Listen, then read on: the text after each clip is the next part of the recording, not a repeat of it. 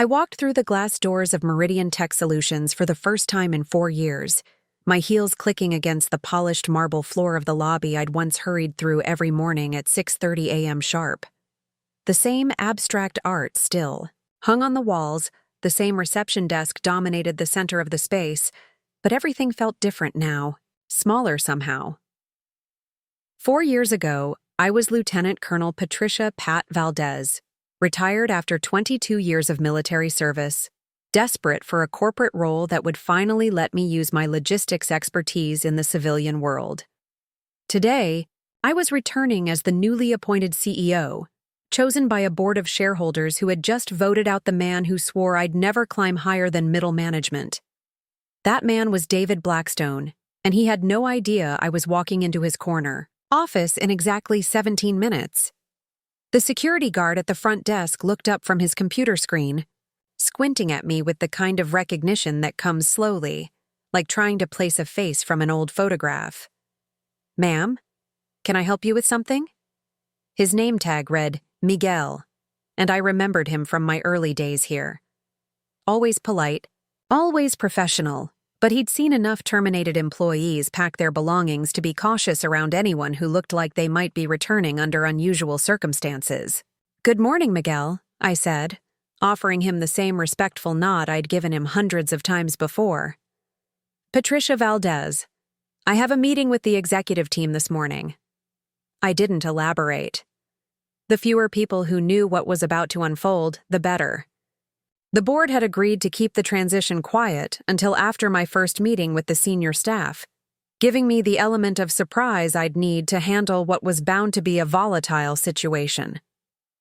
Miguel's eyebrows shot up. "Ms. Valdez?" I thought.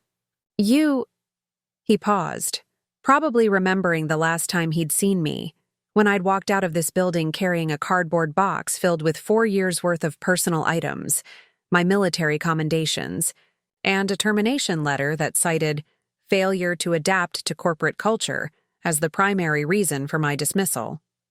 "Things change," I said simply. "Is the executive conference room still on the 32nd floor?" "Yes, ma'am, but I'll need to call up and verify your appointment." His fingers hovered over the phone, and I could see the conflict in his expression. Miguel had always been kind to me, even during those final weeks when other employees had started treating me like I was contagious, as if my fall from grace might somehow spread to them if they got too close. "Of course," I replied, checking my watch. It was 8:43 a.m., and the meeting was scheduled for 9. I'd deliberately arrived early, wanting to see the building again before facing the people who had either stood by silently or actively participated in my professional execution. "Take your time." While Miguel made his call, I walked toward the floor-to-ceiling windows that overlooked downtown Portland's skyline. The city looked the same, but I felt fundamentally changed. 4 years of exile from the corporate world I'd fought so hard to enter had taught me lessons that no military training or business school curriculum could have provided.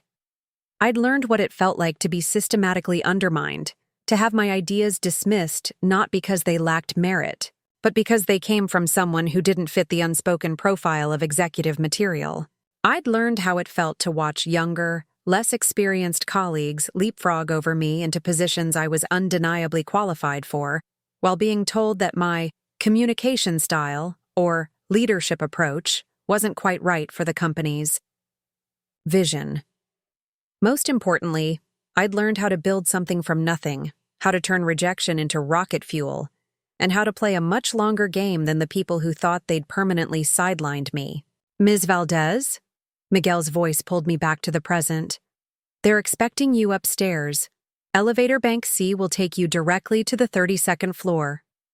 "Thank you, Miguel." I started toward the elevators, then paused and turned back. "It's good to see you again. I hope you've been well." His smile was genuine now, warmer than the cautious professionalism he'd shown moments earlier. "It's good to see you too, ma'am." Real good. The elevator ride to the 32nd floor felt both eternal and instantaneous. I watched the numbers, climb, 15, 20, 25, and tried to organize my thoughts. In 13 minutes, I would be sitting across from David Blackstone, the man who had hired me with great fanfare, promoted me twice in my first 18 months, then spent the next 2.5 years systematically destroying my career. He would be expecting another routine quarterly board meeting, another opportunity to present his carefully curated version of company performance while deflecting responsibility for the declining metrics that had been troubling shareholders for the past 3 years. He would not be expecting to learn that those same shareholders had spent the last 6 months conducting a thorough review of his leadership, a review that had ultimately led to a vote of no confidence and his immediate removal from the CEO position. He certainly wouldn't be expecting to discover that his replacement was the woman he'd dismissed as too rigid and incompatible with our collaborative culture. The elevator chimed softly as it reached the 32nd floor, and the doors slid open to reveal the executive wing I'd once dreamed of calling home. The hallway was exactly as I remembered it. Thick carpeting that absorbed sound, original artwork that probably cost more than most people's annual salaries, and heavy wooden doors that led to offices designed to intimidate as much as impress. At the far end of the hall was the corner office that had belonged to David Blackstone for the past 8 years, the office that would be mine by the end of the day. I made my way toward the conference room, passing the offices of people who had once been my colleagues and would soon be my direct reports. Through the glass walls, I could see some of them already at their desks, coffee cups in hand, preparing for what they assumed would be just another Monday morning meeting. Sarah Chen was reviewing a presentation on her laptop, probably the quarterly operations report she'd been working on for weeks. Marcus Webb was on a phone call, gesturing emphatically as he spoke, likely trying to close a deal that would help his numbers look better in today's review. Jennifer Torres was speaking with her assistant, pointing to something on a calendar, managing the kind of administrative details that kept the executive floor running smoothly. None of them knew that in less than 10 minutes their professional world would be turned completely upside down. The conference room door was already open, and I could see David Blackstone at the head of the long mahogany table, exactly where I'd expected him to be. He was wearing his usual armor, a perfectly tailored navy suit, a silk tie that probably cost more than most people spent on groceries in a month, and the expression of casual confidence that came from 8 years of unchallenged authority. His hair was grayer than I remembered, and there were new lines around his eyes. But he still carried himself with the same self-assured manner that had once impressed me and later infuriated me. He looked up as I entered the room, and I watched, his expression shift from mild curiosity to confusion to something approaching alarm. "Patricia?" He half rose from his chair, as if unsure whether he should greet me or call security. "What are you doing here? I thought we had a board meeting this morning." "We do," I replied, taking a seat directly across from him at the table. I placed my leather portfolio in front of me, but didn't open it yet. There would be time for documents and presentations later. For now, I wanted to savor this moment, the look of growing realization in his eyes as he began to understand that something fundamental had changed. "I don't understand," he said, his voice carrying a note of uncertainty I'd never heard before. David Blackstone was a man accustomed to controlling every variable, every conversation, every outcome. Uncertainty was not a familiar emotion for him, and it showed in the way he glanced toward the door as if expecting someone to explain what was happening. "The board asked me to be here, David." I kept my voice level, professional, the same tone I'd used during my 22 years of military service when delivering information that would change everything for the person receiving it. "They have some announcements to make, and they wanted me present for the discussion." He studied my face, looking for clues, trying to read a situation that was clearly beyond his comprehension. "Announcements? What kind of announcements? And why would they want you here? You don't even work here anymore." The irony of his question was almost overwhelming. 4 years ago, he'd made sure I didn't work there anymore. He'd orchestrated my removal with the same calculated precision he brought to every other aspect of his professional life, building a case against me that was technically defensible, but fundamentally dishonest. He'd documented every instance where my direct communication style had clashed with his preference for corporate speak. Every moment when my military background had led me to prioritize efficiency over politics. Every situation where my focus on results had conflicted with his emphasis on process. He'd been thorough, methodical, and utterly convinced that removing me from the equation would solve whatever problems he imagined I was creating. What he hadn't anticipated was that my departure would eventually lead to a much larger reckoning, one that would ultimately cost him everything he'd worked so hard to build. "You're right," I said. "I don't work here anymore, at least not as of Friday afternoon." His confusion deepened. "Then I still don't understand why you're here. If this is about your severance package or some kind of legal issue, you should be speaking with HR or our legal department, not sitting in on executive meetings." The conference room door opened before I could respond, and Board Chairman Robert Harrison entered, followed by 3 other board members I recognized from my previous tenure at the company. Harrison was a man in his early 70s, with the kind of distinguished appearance that came from decades of high-level corporate experience. He'd always been cordial to me during my time here, but distant, as if he were observing my performance from a great height and finding it interesting but not particularly relevant to his concerns. Today, he looked directly at me with something that might have been respect, or perhaps just curiosity about how this conversation would unfold. "Good morning, David," Harrison said, taking a seat to Blackstone's left. "Patricia, thank you for being here. I know this situation is unusual, but we felt it was important to handle this transition as professionally as possible." "Transition?" Blackstone's voice cracked slightly on the word. "What transition? Robert, what's going on here? Why is Patricia in this meeting? And what do you mean by transition?" Harrison opened the folder he'd carried into the room and removed a single sheet of paper, which he placed on the table in front of Blackstone. "David, as of this morning, the board has voted to remove you from your position as Chief Executive Officer of Meridian Tech Solutions. This decision was made following an extensive review of company performance, leadership effectiveness, and strategic direction. The vote was unanimous." The silence that followed was complete and profound. I watched Blackstone's face cycle through disbelief, anger, confusion, and something that might have been panic. His hand trembled slightly as he reached for the document, and I found myself feeling an unexpected moment of sympathy for him. Whatever else he was a human being watching his professional life collapse in real time, and that was never easy to witness.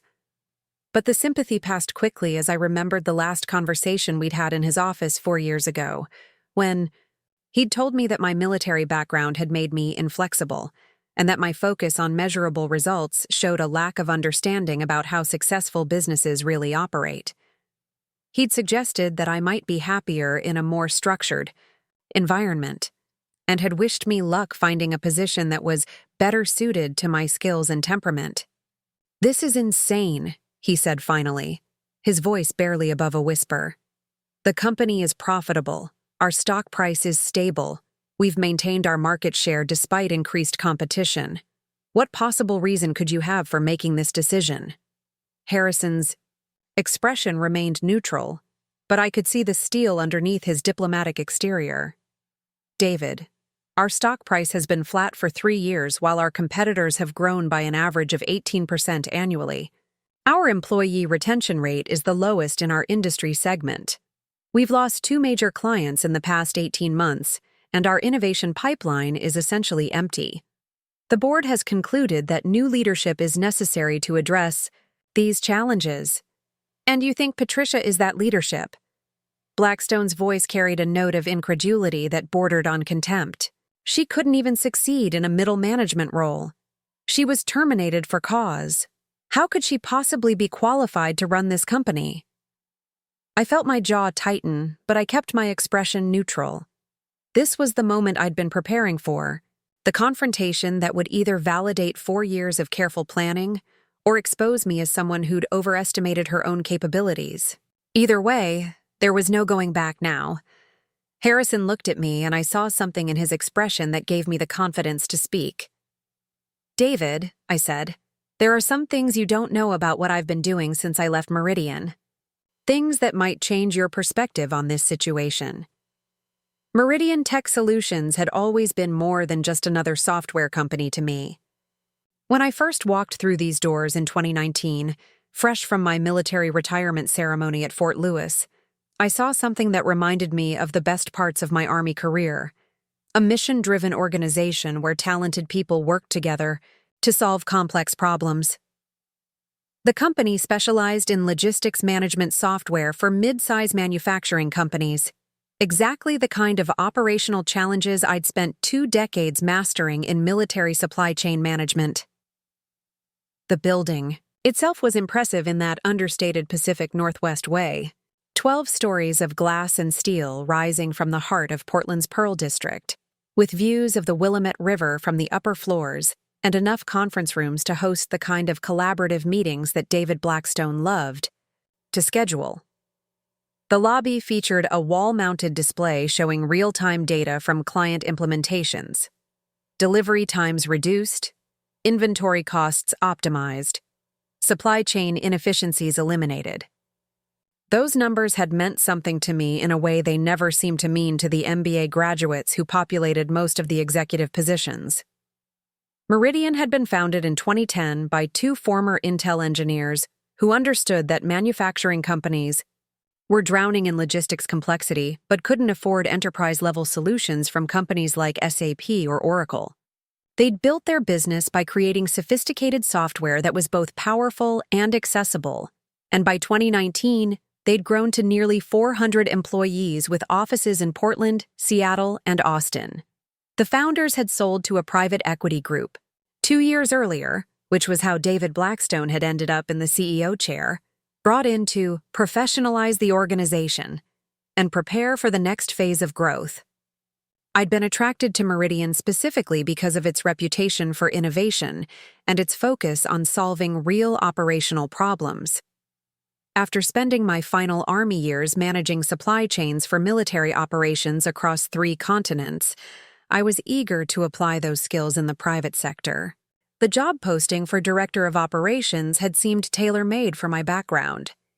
Seeking experienced logistics professional to optimize internal operations and support client implementation strategies. Military experience preferred. Must be comfortable with ambiguity and able to drive results in a fast-paced environment. My interview process had been surprisingly smooth.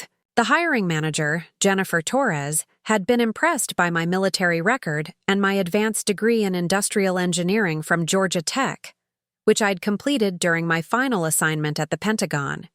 David Blackstone himself had conducted the final interview, and he'd seemed genuinely enthusiastic about bringing military-grade operational discipline to what he described as a brilliant but chaotic organization.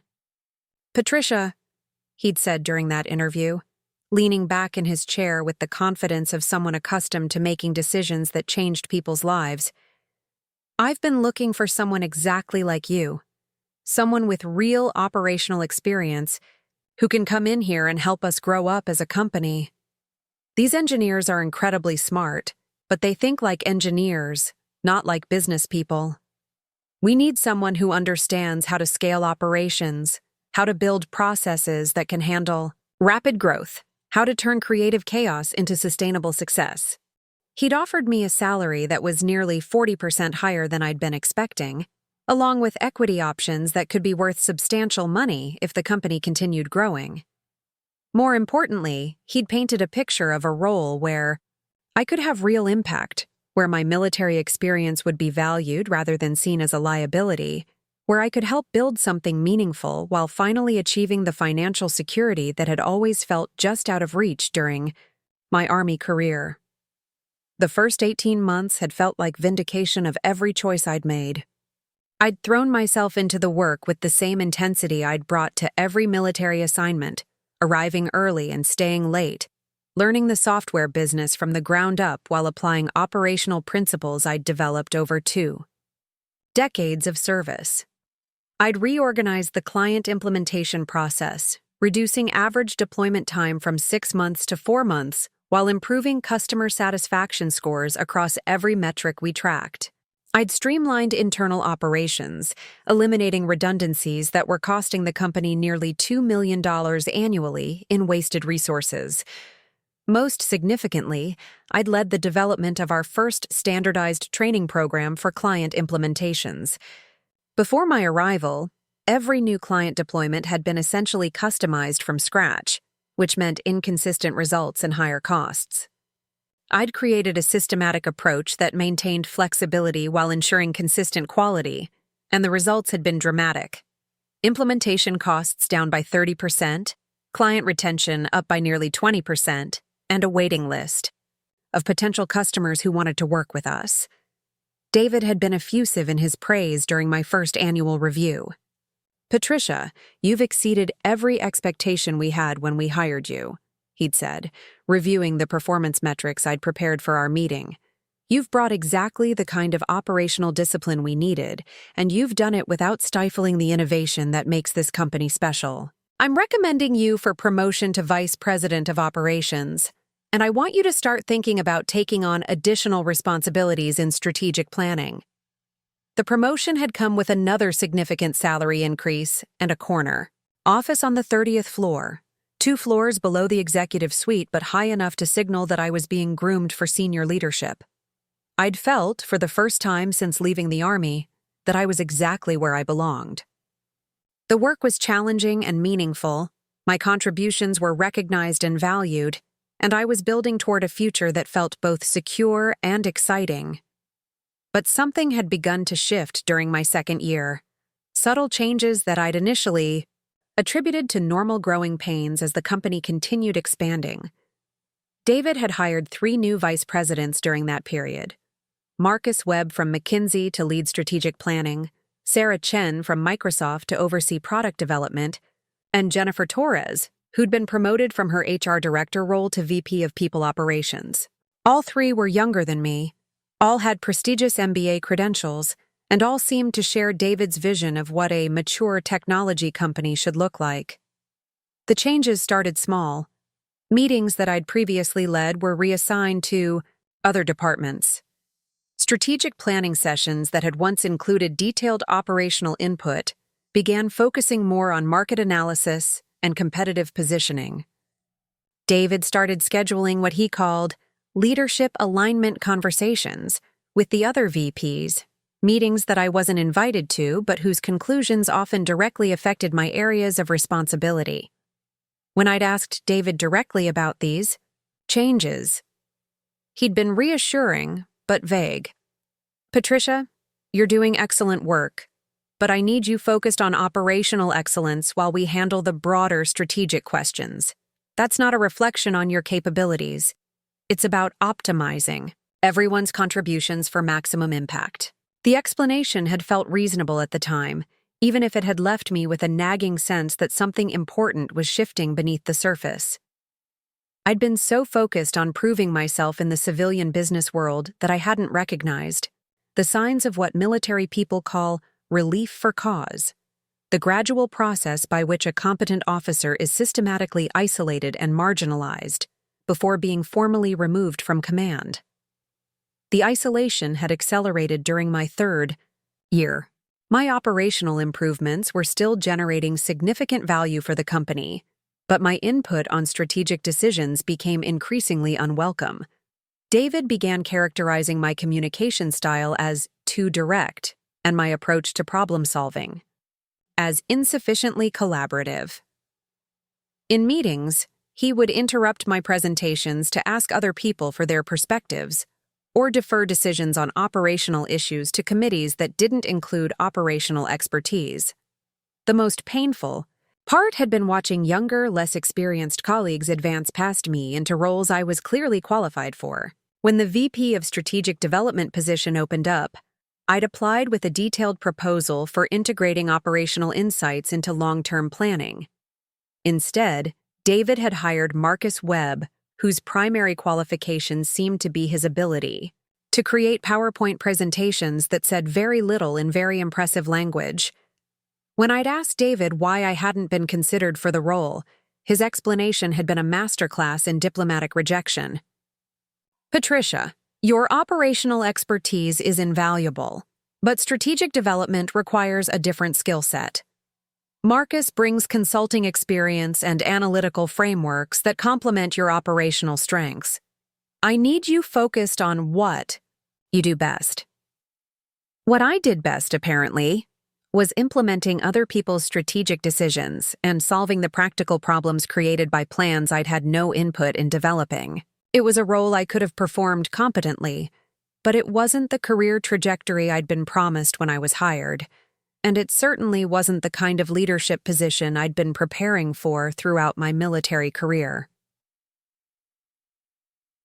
The final 18 months of my tenure at Meridian had been a slow-motion professional catastrophe. David had begun documenting what he characterized as performance issues. My tendency to push back on decisions I thought were operationally unsound. My direct communication style during meetings where diplomatic language was preferred. My focus on measurable results in situations where process and consensus building were considered more important. None of these critiques addressed the substance of my work, which continued to generate impressive results. Client satisfaction remained. High operational costs continued declining, and the implementation processes I'd developed were being adopted by other companies in our industry. But David wasn't evaluating me based on operational outcomes. He was evaluating me based on my fit with his vision of corporate culture. And by that standard, I was failing spectacularly. The writing had been on the wall for months before my termination, but I'd been too stubborn or too naive to read it clearly. I'd believed that good work would speak for itself, that results would matter more than politics, that my military record and proven capabilities would protect me from the kind of arbitrary decision-making I'd witnessed in other organizations. I'd been wrong about all of those things, and by the time I'd understood the reality of my situation, it had been too late to change the outcome. The termination meeting had taken place on a Friday afternoon in March 2023, in David's corner office, with Jennifer Torres present to handle the HR aspects of my dismissal. David had been professionally courteous, but unambiguous. My performance had been inconsistent with company expectations. My communication style had created challenges for team collaboration, and my approach to leadership had proven unsuitable for the kind of organization Meridian was becoming. Patricia, he'd said, reviewing the termination documents that Jennifer had prepared, I want you to know that this decision wasn't made lightly. You're clearly talented, and you've made important contributions during your time here. But we've reached a point where your style and our culture are fundamentally incompatible. I think you'll be happier in an environment that's more structured, more hierarchical, more suited to your military background. The severance package had been generous. 6 months of salary plus benefits, along with accelerated vesting of some of my equity options. David had even offered to provide positive references for my job search, emphasizing my operational capabilities while diplomatically omitting any mention of the cultural fit issues that had led to my termination. I'd cleaned out my office that same afternoon, packing 4 years of work into 2 cardboard boxes while trying to process the reality that my second career had ended just as abruptly as my first one. The personal items had been easy enough to pack: family photos, my military commendations, a few books I'd kept on my shelves. The professional materials had been more complicated. Files full of operational improvements, client success stories, process innovations that had saved the company millions of dollars, all of it suddenly irrelevant to my future, but too important to simply throw away.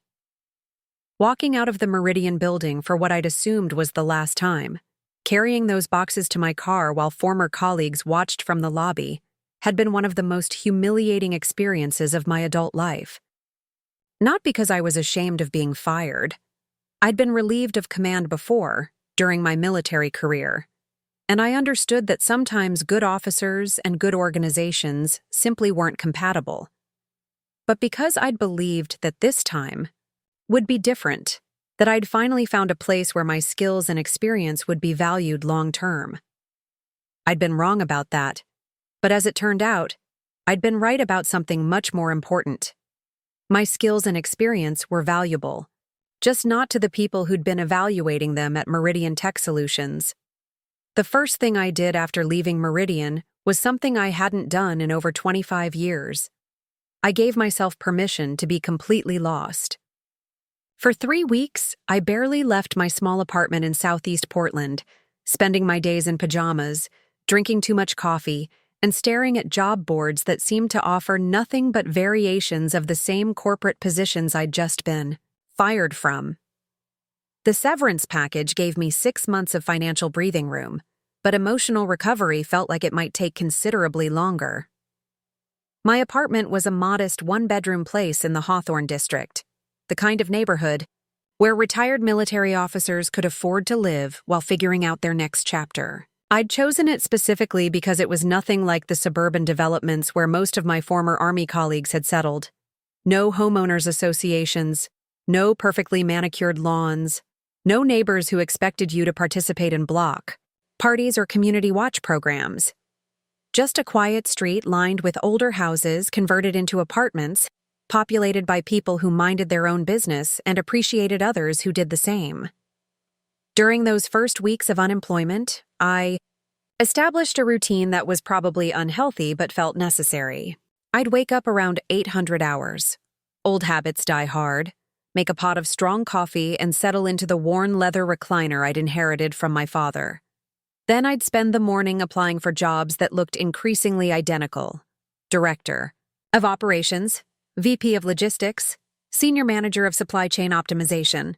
The requirements were always the same, the salary ranges were depressingly similar, and the company descriptions all seemed to have been written by the same consulting firm that specialized in corporate meaninglessness.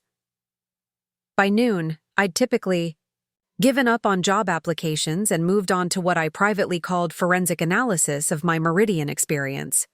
I had copies of every performance review, every email exchange with David Blackstone, every operational report I'd submitted during my 4 years with the company. I spread these documents across my kitchen table like evidence from a crime scene, trying to understand exactly where things had gone wrong and whether there was anything I could have done differently.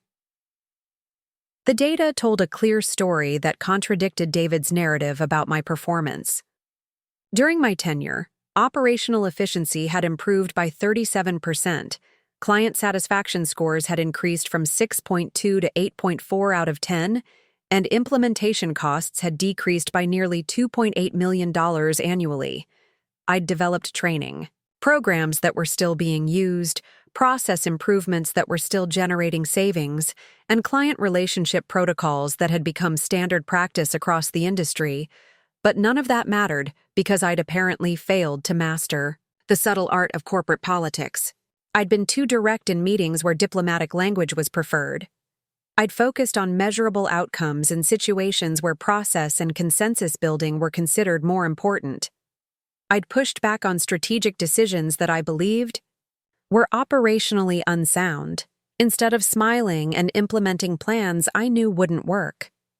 The more I analyzed my termination, the angrier I became. Not just at David Blackstone, though he was certainly the primary target of my frustration, but at myself for not recognizing the warning signs earlier. I'd spent 22 years in an organization where competence was rewarded, where results mattered more than relationships, where direct communication was valued over diplomatic maneuvering. I'd assumed that civilian businesses operated according to similar principles, and that assumption had been spectacularly wrong. By the 4th week of my unemployment, anger had crystallized into something more productive: determination. I wasn't going to spend the rest of my career begging other David Blackstones to recognize my value. I wasn't going to sit through any more performance reviews where my military background was treated as a liability rather than an asset. I wasn't going to pretend that consensus building was more important than getting things done efficiently and effectively. I was going to build something of my own. The idea started small, almost accidentally. I was reviewing my Meridian files when I noticed something interesting about the implementation processes I'd developed. The training materials, workflow diagrams, and quality control checklists I'd created weren't just improvements to Meridian's operations. They were potentially valuable intellectual property that could be adapted for other companies facing similar challenges. During my military career, I'd helped dozens of units optimize their supply chain operations, from small forward operating bases to major logistics hubs supporting entire theaters of operation. The principles were the same whether you were managing spare parts for armored vehicles or components for manufacturing equipment. Understand your requirements, optimize your inventory, streamline your processes, measure your results, and continuously improve based on data. The software industry was full of companies that had grown quickly without developing systematic approaches to operations management. They hired brilliant engineers and talented salespeople, but they often struggled with the nuts and bolts challenges of delivering consistent results to clients. That's where someone with my background could add enormous value. If I could find a way to package my expertise in a format that didn't require convincing skeptical executives to hire a former military officer who didn't fit their cultural preferences. Spent the next 2 months developing what I initially called operational excellence consulting. The concept was straightforward. I would work with small and medium-sized technology companies to optimize their internal operations and improve their client delivery processes. Instead of being an employee subject to corporate politics and cultural fit evaluations, I would be an external consultant focused solely on generating measurable results. My first client came through a connection I'd maintained from my Meridian days. Jennifer Torres, despite her role in my termination, had always respected my operational capabilities. When she moved to a VP role at a Seattle-based software company, she reached out to ask if I'd be interested in helping them solve some implementation challenges they were facing with a major client. The project was exactly the kind of work I'd been doing at Meridian, analyzing workflow bottlenecks, developing training protocols, and creating quality control systems that would ensure consistent delivery. The difference was that instead of having my recommendations filtered through layers of corporate hierarchy, I was working directly with the people who had the authority to implement changes. The results were dramatic. Within 6 weeks, I'd reduced their implementation timeline from 4 months to 10 weeks while improving client satisfaction scores by over 40%. More importantly, I'd documented every aspect of the process improvement, creating a replicable system that would generate value long after my consulting engagement ended. Word spread quickly in the tight-knit Pacific Northwest technology community. The Seattle company's CEO mentioned my work to a colleague in Vancouver, who hired me to solve similar challenges. That project led to a referral to a Portland startup that was struggling with supply chain optimization.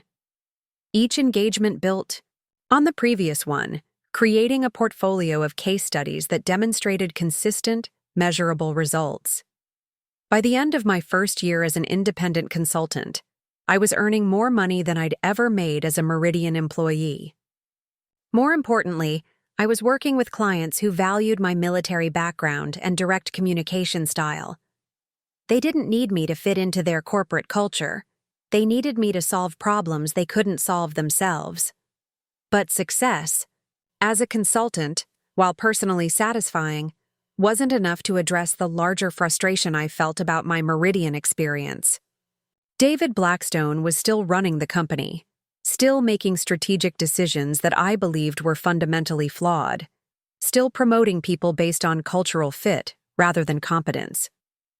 Meanwhile, I was building a successful consulting practice by applying the same operational principles he'd dismissed as incompatible with modern business practices. The idea of creating something bigger, something that could directly compete with companies like Meridian, began forming during my second year of consulting.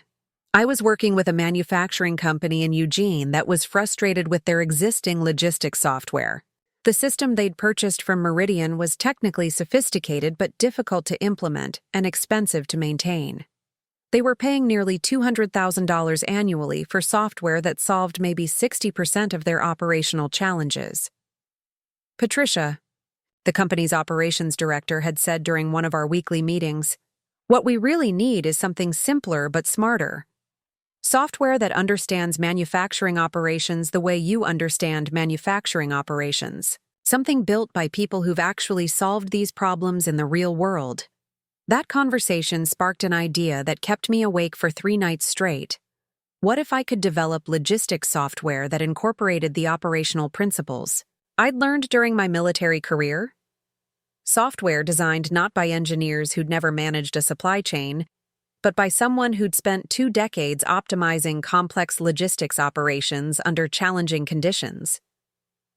I started sketching out concepts for what would eventually become Apex Operations Solutions. Instead of trying to be everything to everyone, like most enterprise software, Apex would focus specifically on the operational challenges that I understood better than anyone: inventory optimization, workflow management, quality control, and performance measurement. The software would be simpler to implement than existing solutions, but more effective at generating measurable results. The technical development was the biggest challenge. I knew operations inside and out, but I'd never built software from scratch. I needed partners who could translate my operational expertise into functional code, and I needed them to work for equity rather than cash since I was still operating on consulting income and savings from my military retirement. I found my technical co-founder through a connection I'd made during my Meridian days. Alex Rodriguez had been a senior developer at a company where I'd done some consulting work. He was brilliant, frustrated with corporate politics, and intrigued by the idea of building software that prioritized functionality over features. More importantly, he understood manufacturing operations well enough to appreciate why my approach was different from existing solutions. Our partnership was perfect from the beginning. Alex handled all the technical architecture while I focused on operational design and client development. We worked out of my apartment for the first 8 months, developing the core functionality while continuing to take consulting clients to fund our development efforts. The first version of Apex was intentionally limited in scope. Instead of trying to compete with comprehensive enterprise solutions, we focused on solving 3 specific problems that every manufacturing company faced: inventory optimization, production scheduling, and quality control tracking. The software was designed to be implemented in weeks rather than months, to generate measurable results immediately, and to integrate seamlessly with existing systems. Our first paying client was the same Eugene manufacturing company that had inspired the idea. They agreed to pilot our system for 6 months in exchange for heavily discounted licensing fees and the right to influence our development roadmap. The pilot was scheduled to begin in January 2025, exactly 18 months after I'd been fired from Meridian Tech Solutions. By December 2024, Alex and I had developed a working prototype, secured our first client contract, and established Apex Operations Solutions as a Delaware corporation, with me as CEO and majority shareholder. We'd also begun preliminary discussions with 2 other potential clients who were interested in piloting our system during the first quarter of 2025. But the most satisfying part of building Apex wasn't the technical achievement or the business development success. It was the growing realization that I was creating something that could directly challenge the assumptions that had led to my termination from Meridian. David Blackstone had bet that operational expertise without cultural fit was worthless in modern business. I was about to prove him wrong in the most definitive way possible by building a better company than the one he was running. The irony wasn't lost on me. While David spent his time managing corporate politics and optimizing PowerPoint presentations, I was developing software that actually solved the problems his company claimed to address. While he focused on cultural alignment and consensus building, I was generating measurable results for clients who cared more about outcomes than processes. Most importantly, while he continued running Meridian according to principles that prioritized relationships over results, I was building a company that would eventually become impossible for him to ignore. The rejection that ended my career at Meridian Tech Solutions didn't happen during a single dramatic confrontation. It was a slow strangulation that took place over 6 months of increasingly hostile performance reviews, marginalized responsibilities, and what David Blackstone euphemistically called cultural alignment conversations. But if I had to pinpoint the exact moment when I knew my time at the company was over, it would be the morning of September 15th, 2022, during what was supposed to be a routine quarterly planning meeting. I'd arrived at the office early that day, as was my habit, reviewing the operational metrics I'd prepared for the meeting. The numbers told a compelling story. Client satisfaction scores had reached an all-time high of 8.6 out of 10. Implementation costs had decreased by another 12% compared to the previous quarter, and we'd successfully deployed our standardized training program across all client engagements. Most significantly, 3 major prospects had specifically requested to work with our team based on recommendations from existing clients who'd experienced our implementation process. The conference room on the 32nd floor was already crowded when I entered at exactly 9 a.m. David sat at the head of the table in his customary position, flanked by the other vice presidents who'd been hired during the previous 18 months. Marcus Webb was reviewing slides on his laptop, probably adding last-minute adjustments to whatever strategic analysis he'd prepared. Sarah Chen was discussing something quietly with Jennifer Torres, both of them looking serious in the way that suggested they'd been briefed on topics that hadn't been shared with the rest of the team. "Good morning, Patricia," David said without looking up from his own notes. "I trust you're prepared to discuss the operational challenges we've been experiencing with the Morrison Industries implementation?"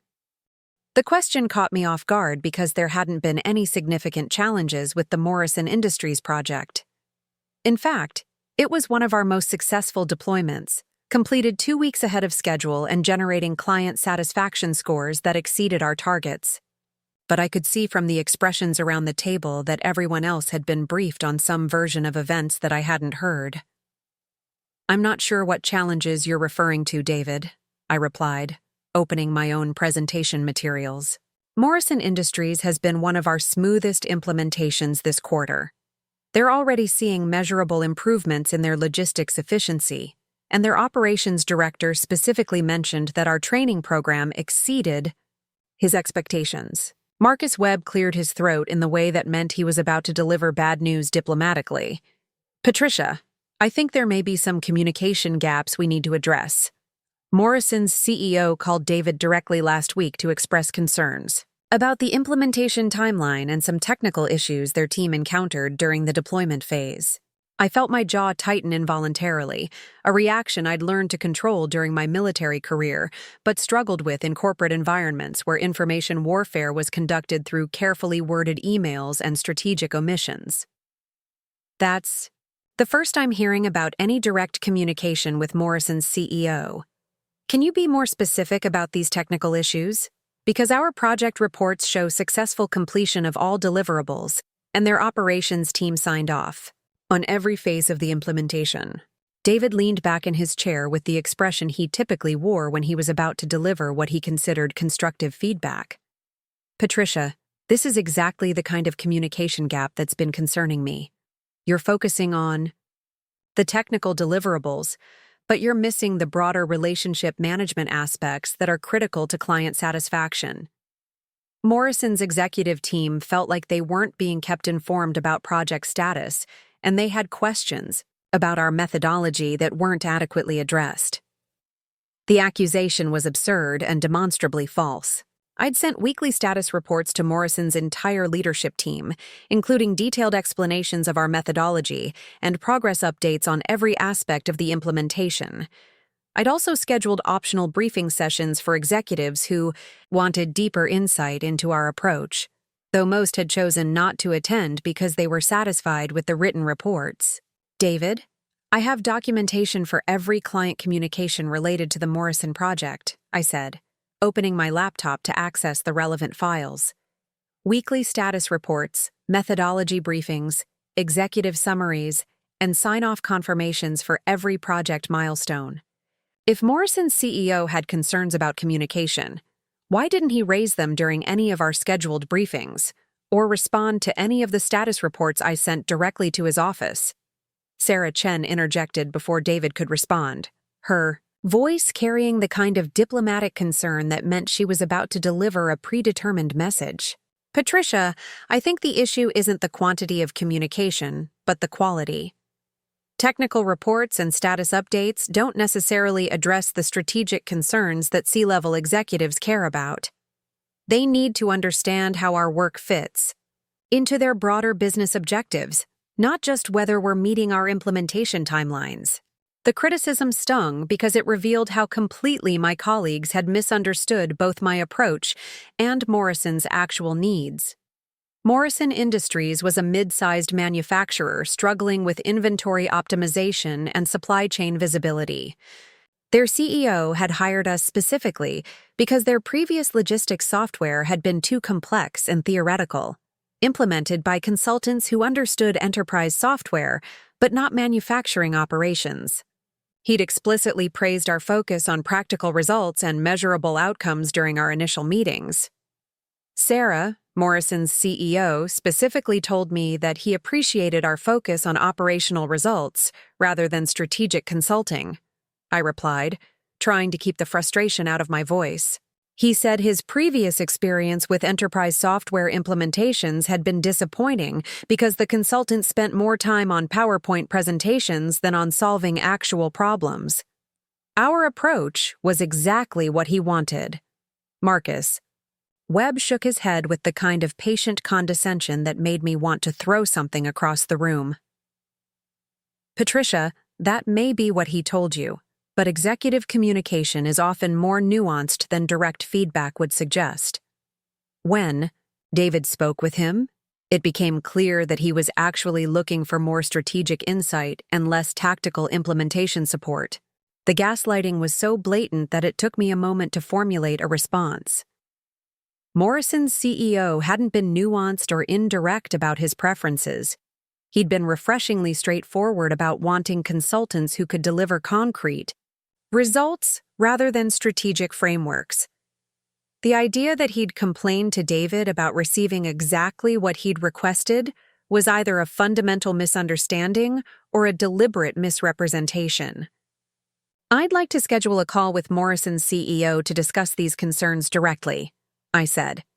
If there are communication issues that I'm not aware of, I want to address them immediately and ensure we're meeting his expectations. David's expression shifted to something approaching alarm, though he tried to disguise it as professional concern. Patricia, I don't think that's appropriate. Morrison's CEO specifically asked that future communications go through me rather than directly to the project team. He wants to ensure that strategic and operational issues are properly coordinated at the executive level. The pattern was becoming clear, and it was one I recognized from my military experience with officers who undermined their subordinates by controlling information flow.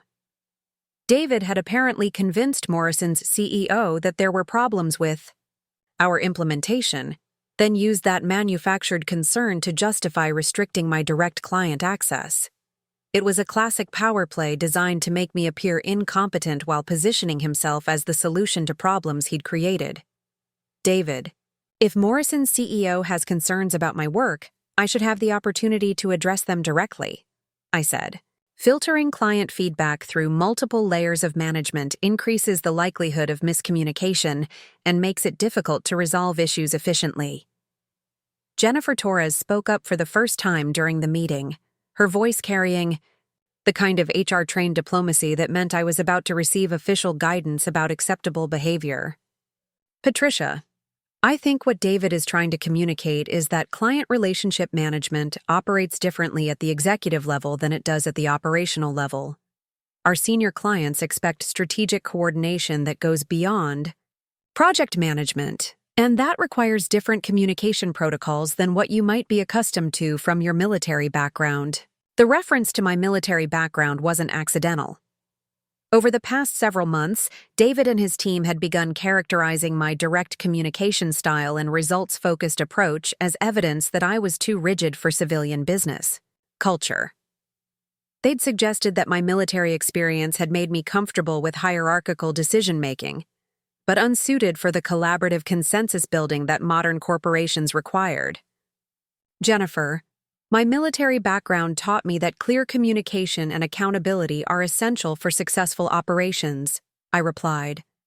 If Morrison's CEO has concerns about our work, the most efficient way to address those concerns is through direct dialogue with the people responsible for the work.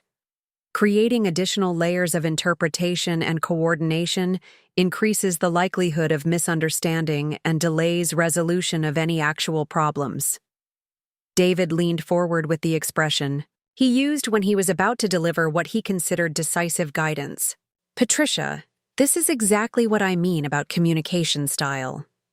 You're treating this like a military operation where efficiency and directness are the primary values. But client relationship management in the corporate world requires more nuance, more attention to relationship dynamics, more sensitivity to the political aspects of executive decision-making.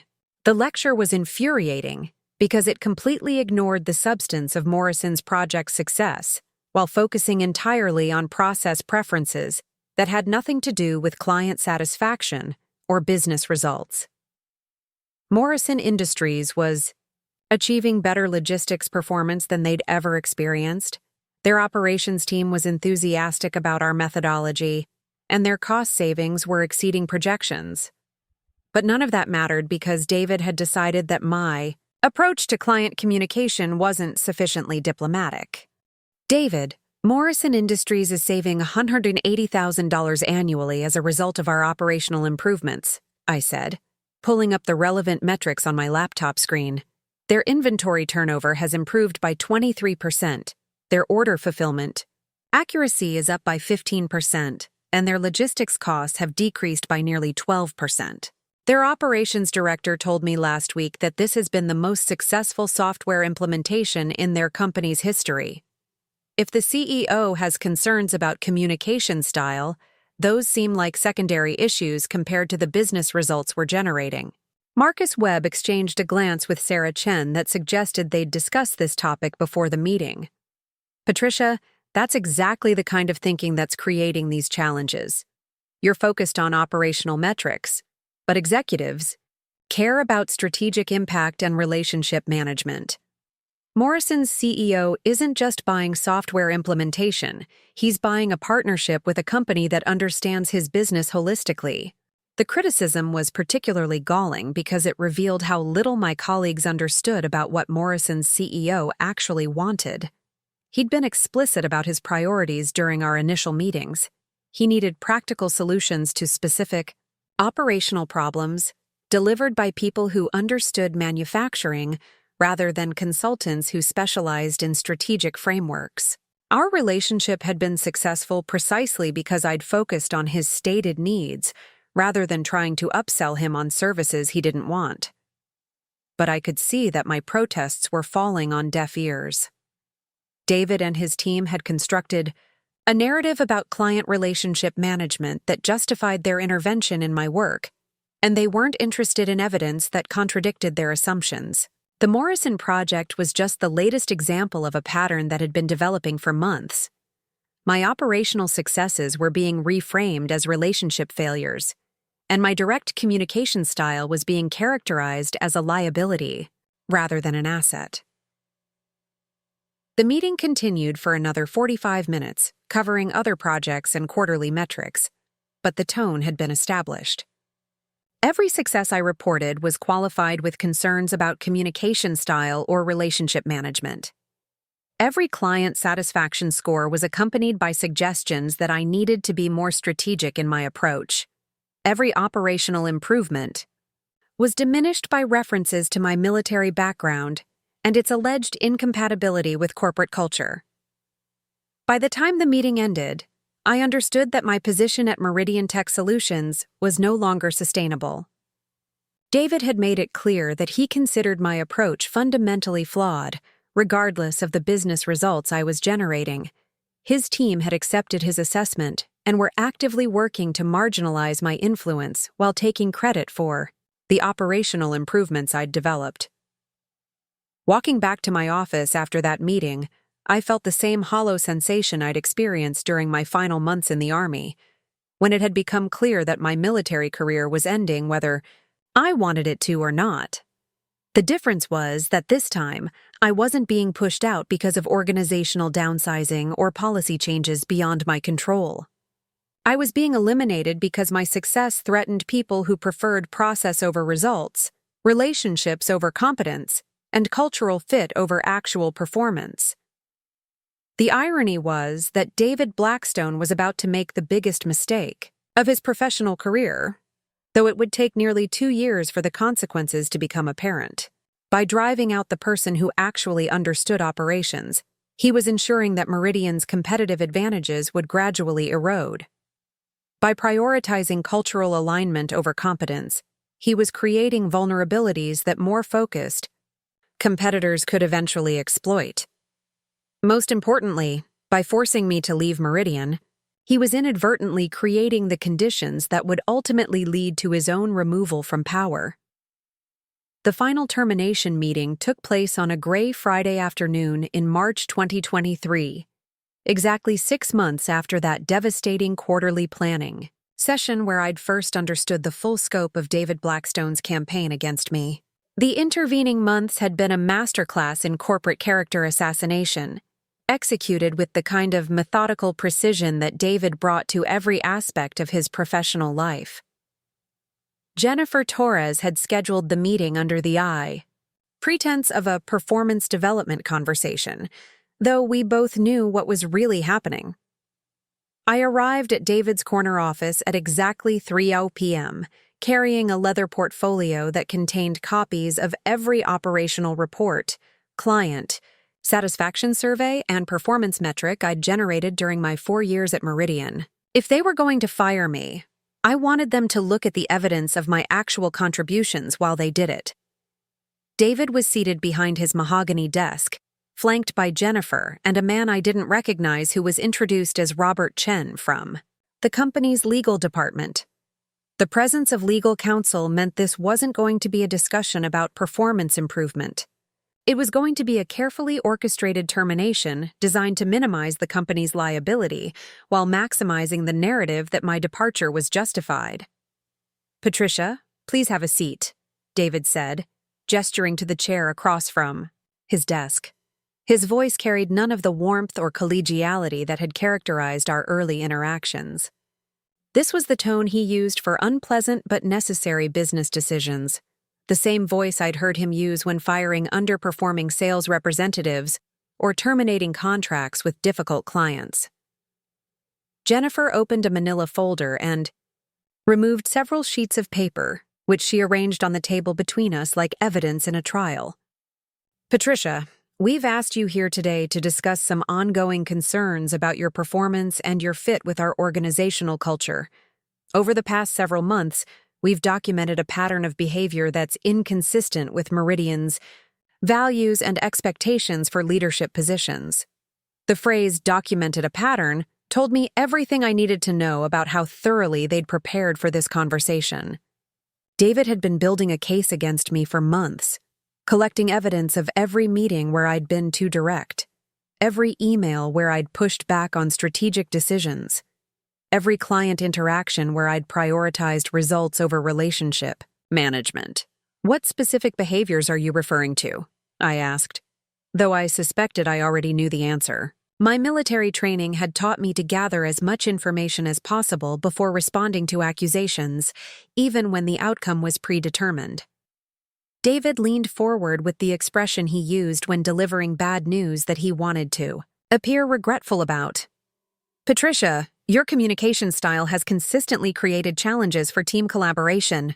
You tend to be overly direct in meetings, dismissive of alternative perspectives, and resistant to feedback that doesn't align with your operational focus. Several colleagues have expressed concerns about working with you, and we've received complaints from clients about your approach to relationship management. The accusations were carefully constructed to be technically accurate while completely missing the context that would explain my behavior. Yes, I was direct in meetings, because I'd learned that clear communication prevents misunderstandings that waste time and resources. Yes, I was skeptical of alternative perspectives that weren't supported by data, because operational decisions should be based on evidence rather than consensus. And yes, I was resistant to feedback that prioritized process over results, because I'd been hired to generate outcomes, not to participate in corporate theater. Can you provide specific examples of these behaviors? I asked. And can you explain how they've affected my operational results or client satisfaction scores? Jennifer consulted her notes before responding, her voice carrying the kind of professional detachment that meant she was reading from a script. During the Morrison Industries project review in September, you contradicted strategic guidance from senior leadership and insisted on maintaining direct client contact, despite clear instructions, to coordinate through appropriate channels. During the quarterly planning meeting in October, you interrupted presentations from other departments and dismissed strategic frameworks that didn't align with your operational priorities. And during the Henderson manufacturing implementation, in November, you bypassed established protocols for client communication, creating confusion about project authority and decision-making processes. Each example was technically accurate, but stripped of the context that would explain why my actions had been appropriate. I'd maintained direct client contact with Morrison Industries because their CEO had specifically requested operational updates, without strategic filtering. I'd interrupted those quarterly planning presentations because they contained factual errors about client requirements that would have led to poor strategic decisions. And I'd bypassed established protocols with Henderson manufacturing because those protocols were creating delays that threatened project timelines and client satisfaction. But I could see that context wasn't going to matter in this conversation. David and his team had constructed a narrative about my performance that supported their predetermined conclusion, and they weren't interested in evidence that contradicted their story. David, I said, opening my portfolio to reveal the performance metrics I'd compiled. I'd like you to look at the actual results of my work before we continue this conversation. Client satisfaction scores, operational improvements, cost savings, implementation timelines. All of the measurable outcomes that should determine whether someone is performing effectively in their role. I spread the documents across his desk. Quarterly reports showing consistent improvement in every operational metric, client testimonials praising my team's work, cost analysis demonstrating millions of dollars in savings generated by processes I'd developed. The evidence was overwhelming and undeniable, which was exactly why David barely glanced at it before responding. Patricia, this is exactly what I mean about your communication style, he said, his voice carrying a note of exasperation that seemed genuine. You're treating this like a debate about operational metrics, but we're trying to discuss fundamental issues about leadership and cultural fit. Your focus on data and results, while admirable, doesn't address the interpersonal challenges that have been affecting team dynamics and client relationships. The response was so perfectly crafted to dismiss my actual contributions while focusing on subjective concerns about personality and culture that I almost admired its strategic sophistication. David had successfully reframed operational excellence as a character flaw, professional competence as evidence of poor cultural fit, and measurable results as irrelevant to leadership effectiveness. Jennifer took over the conversation at this point, her tone shifting to the kind of sympathetic professionalism that HR departments use when delivering predetermined conclusions. Patricia, we want you to know that this decision wasn't made lightly. You're clearly talented, and you've made important operational contributions during your time here. But we've reached a point where your leadership style and our organizational culture are fundamentally incompatible. The phrase fundamentally incompatible was the corporate equivalent of irreconcilable differences in a divorce proceeding. It was designed to sound mutual and inevitable rather than punitive, as if my termination was the natural result of a mismatch rather than a deliberate decision to eliminate someone whose success had become inconvenient. What you're really saying, I replied, my voice steady despite the anger building in my chest, is that generating measurable results for clients isn't as important as fitting into your preferred management style. That operational excellence matters less than consensus building and diplomatic communication. David's expression hardened slightly, revealing a flash of the frustration he'd been carefully concealing throughout the conversation. Patricia, that's exactly the kind of binary thinking that's been problematic. This isn't about choosing between results and relationships. Successful leadership requires both operational competence and cultural alignment. You've demonstrated the former, but consistently struggled with the latter. The termination package they offered was generous enough to avoid legal challenges. 6 months of severance pay, continued health insurance coverage, accelerated vesting of my equity options, and positive references that would emphasize my operational capabilities while diplomatically omitting the cultural fit issues that had led to my dismissal. David even offered to personally recommend me for positions at other companies, emphasizing my technical skills while suggesting that I might be happier in a more structured, hierarchical environment. Like the military? I asked, unable to resist the opportunity to highlight the subtext of his recommendation. Like organizations that value direct communication and clear authority structures, he replied smoothly. There are plenty of companies that would appreciate your operational expertise and leadership style. Meridian just isn't one of them. I signed the termination documents without protest, collected my personal belongings from my office, and walked out of the building for what I assumed would be the last time. The entire process took less than 2 hours, erasing 4 years of professional accomplishment with the kind of efficient ruthlessness that David brought to every unpleasant business decision. But as I drove home through the Portland traffic that Friday afternoon, carrying boxes of personal items and copies of operational reports that no longer mattered to my former employer, I felt something unexpected: relief. Not because I was happy to be unemployed, but because I finally understood exactly what I was dealing with. David Blackstone valued process over results, relationships over competence, and cultural conformity over operational excellence. He'd built an organization that rewarded diplomatic language over clear communication, consensus building over decisive action, and strategic frameworks over practical solutions. More importantly, he'd just made a strategic error that would eventually cost him everything he'd worked to build. By eliminating the person who actually understood operations, he'd created a vulnerability that more focused competitors could exploit. By prioritizing cultural fit over competence, he'd weakened the operational foundations that kept Meridian competitive. And by forcing me to leave, he'd inadvertently created the motivation and knowledge base I would need to build something better. 4 years later, walking back into that same building as the newly appointed CEO chosen by shareholders, who had lost confidence in David's leadership, I understood that my termination had been the best thing that could have happened to my career. Not because unemployment was pleasant, but because it had forced me to build something of my own, something that could compete directly with the company that had rejected me. The woman David Blackstone had dismissed as culturally incompatible was about to become his boss, chosen by the same board of directors who had trusted his judgment about my supposed unsuitability for leadership. The operational excellence he'd characterized as a liability had generated the business success that made me an attractive CEO candidate, and the direct communication style he'd found so problematic was exactly what shareholders wanted from someone tasked with fixing the problems his diplomatic approach had created.